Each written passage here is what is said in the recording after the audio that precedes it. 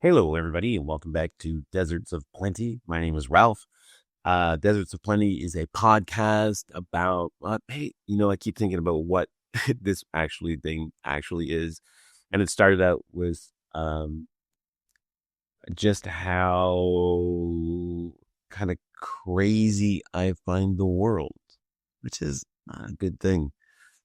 I always start off by saying, we're awash in food, but we lack nutrition, right? Calories are abundant. You can get calories everywhere, but many people eat a lot of calories, but don't get the required nutrients that their bodies need. Uh, we're awash in information, but sifting out knowledge, what is real and what is fact, and what hasn't been tainted by money or power or influence is hard. And experiences. You can pick up your phone and get anything delivered to you in moments. We have so much access to stuff and people, but everybody's lonely and isolated. And sitting is the new smoking, as they say. And like people sit so much now that it's rarely harmful to our health. But also isolation is the new smoking. It's it's amazing because Japan, I always figure, is like 10 years ahead of us here in Canada. And in Japan now, generally older people, are committing crimes so they can go to jail so they have a community. And I think that's going to start happening here for sure because people are lonely, isolated. Like the number of people living alone is high, is super high. Wasn't a thing when I was growing up. Not that I'm saying when I was a kid, I don't do that, but I do think this social isolation is a huge problem. Anyway, I'm just trying to sift through all this stuff and try to get to what's true. But then, how do I know what I'm posting is true? Anyway, this is what this podcast is about. That's why I'm here. I'm just trying to figure things out and come along with the ride if you like. And remember, I'm not a doctor. And even if I were, I'm not your doctor. And even if I were your doctor, your health is your own business. And you're the one responsible for it. But I like to just talk about things that come up that interest me. And today, what I want to chat about is I have a 9-year-old daughter, and she goes to school, as many 9-year-olds do, within the Toronto District School Board, which is a whole other podcast. But during times like drop off in the morning and pick up at night, it's a lot of chaos, and there's a lot of people who drive and they drop their kids off, and everybody does their best as far as I can tell, different degrees of success, but it's often chaotic. And one thing that happens, especially in the cold of the winter or the blaring heat sometimes of June, is that when people pull up to pick up their kids, they leave their cars running, and rightfully so. Some parents and some children, don't like it. I mean, it's not. Of course, it's in an ideal world we wouldn't idle our cars, but it also makes sense why some people do. However, the school and the kids, someone decided that they wanted to have a campaign to remind people to please be mindful about it and turn off your cars, and not idle them, so the students, with some sure help from the administration or the teachers, put up a bunch of signs around the school, many of them. And the content of the signs, like what they actually said, I found quite interesting. They have such slogans as idling is a disgrace. Okay. Idle free zone. There were, your tailpipe is at the height of children.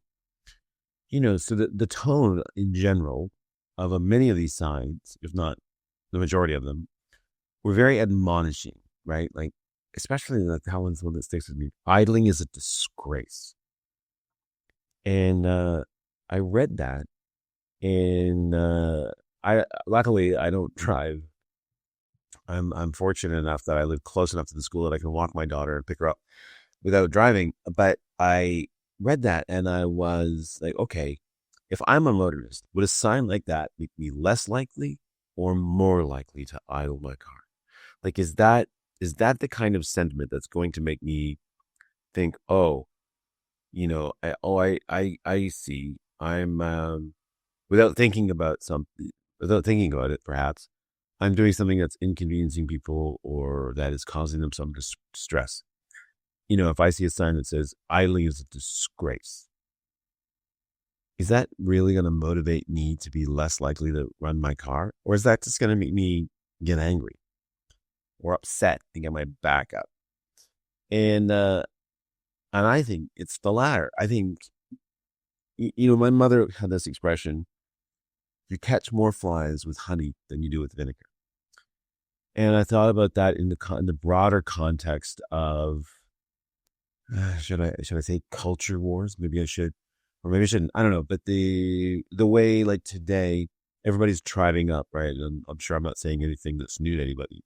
We've got the left and the right, and there's a lot of just screaming at each other. And when I have quit social media in a large part because of the toxicity, especially around this kind of stuff. Wherein my question to everybody who engage in this is like, well, what is it that you want to have happen? Do you want to change behavior, or do you just want to yell at people? And from where I stand, it looks like it's much more the latter. We just want to scream at people, and and that's when I saw these signs. That's what I thought. Like, I don't. This is less likely to get people to change their behavior. If you want people to change their behavior, the sign should read, "Hey, I get it. It's cold or it's hot, and you're sitting there in your car and waiting for your child." And I realize this is a pretty large sign, long sign, you know, but something like, yeah, like, I get it. It's or something. I understand you're here just for 30 seconds to pick up again, it's a long time, but something that somehow empathizes with people, like why their car is running. And then, hey, did you think about the fact that while you're idling your car, a lot of, you know, nitrates and sulfur compounds are getting breathed in by the children that walk by your tailpipes. And if possible, could you turn your car off? I realize that is a sign that would take. That's a billboard. And even then, it's pretty small printing. But again, less of the yelling at and admonishing people for being a disgrace, for idling, and more about, please turn your car off if you can. That's simple, right? Um, your tailpipe emits things potentially harmful to kids. That one's better. Oh yeah, okay, I get it, right? But yeah, just in general, like, what are we trying to do when we talk to people with whom we disagree, or when we talk to people with whom we are trying to have an engagement and have them change their mind? I'm reminded of this story that I read. Uh, it was during the beginning, not the beginning, but maybe like 6 months or a year into the Black Lives Matter campaign. And this woman relayed this story. She was a white person. Not that that's hugely relevant, but she was at this Black Lives Matter protest. And there was a woman standing beside her, also white, maybe slightly more relevant. And this woman that was relating the story said, I saw this person, and she had this look in her face, like, like she'd eaten something bad. She was frowning, and she was not enjoying what she was seeing. And so the woman who related the story asked her, like, what's going on? And the woman said, well, Black Lives Matter. I think all lives matter. And now, in my experience, the majority of people who would hear that would just start screaming racist or hurtling insults and other pejorative words at this woman. But the woman who related the story said, oh, what do you mean? And they had a discussion. And the woman said, well, I don't think it's right that we elevate the lives of Black people above other people. And the woman who relayed the story said, well, that's not what it means at all. What they're trying to say is that Black lives matter because in the way the police interact with the Black community, it seems like they don't, and people don't get upset about it as much as we feel they should. But it was not the big thing was not that we're elevating the lives of certain groups above others. It's that they matter as well. And the woman said, oh yeah, I totally agree with that. So she had the wrong idea about what it was about. And this woman who relayed the story again, instead of being upset and immediately start screaming at her, she wanted to actually engage and change someone's mind. And that's what she did. She didn't just have this knee-jerk thing of racist, which in my experience seems to be the default. To me, it seems like that's a lot of the source of the vitriol that I see. It's that when we talk about things, we don't have an operational definition that we share. That is a definition of a term that we both agree upon.